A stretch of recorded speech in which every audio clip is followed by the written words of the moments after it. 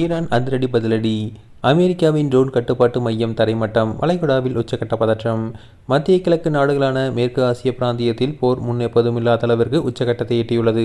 Iran மீது America நடத்திய தாக்குதலுக்கு பதிலடியாக அமெரிக்காவின் வளைகுடா நட்பு நாடுகளான ஓமன், பஹ்ரைன், ஜோர்டன் மற்றும் குவைத் ஆகிய 4 நாடுகளில் உள்ள அமெரிக்க ராணுவ தளங்களை குறிவைத்து ஈரான் இஸ்லாமிய புரட்சிகர காவல் படை இன்று தாக்குதல்களை நடத்தியுள்ளது.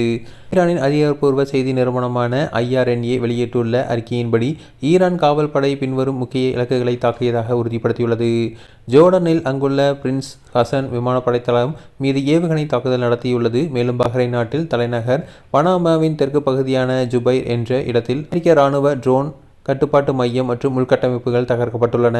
இங்கு தற்போதும் தீப்பற்றி எரிந்து வருவதாக தகவல்கள் தெரிவிக்கின்றன. மேலும் குவைத்தில் அமெரிக்க படைகள் பயன்படுத்தும் அல் சலீம் உள்ளிட்ட முக்கிய விமான படைத்தளங்கள் மீது தாக்குதல் நடத்தப்பட்டுள்ளது.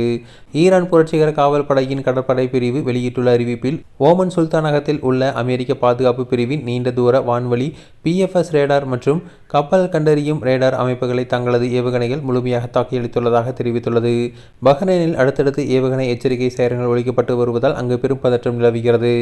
ஹர்முஸ் நீரை பகுதியில் கடந்த ஞாயிற்றுக்கிழமை மீண்டும் போர் மூண்டது. அமெரிக்காவின் வளைகுடா நட்பு நாடுகள் மீது ஈரான் தாக்குதலை நடத்தியதையடுத்து அமெரிக்க ராணுவம் மீது ஈரான் புதிய அலையான கடுமையான விமான தாக்குதலை நடத்தியது. தென்மேற்கு ஈரானில் அமெரிக்கா நடத்திய தாக்குதலில் ஒருவர் உயிரிழந்தார் மற்றும் 4 காயமடைந்தனர். இதன் தொடர்ச்சியாகவே ஈரான் தற்போது தனது கூட்டு பதிலடி தாக்குதலை தொடங்கியுள்ளது.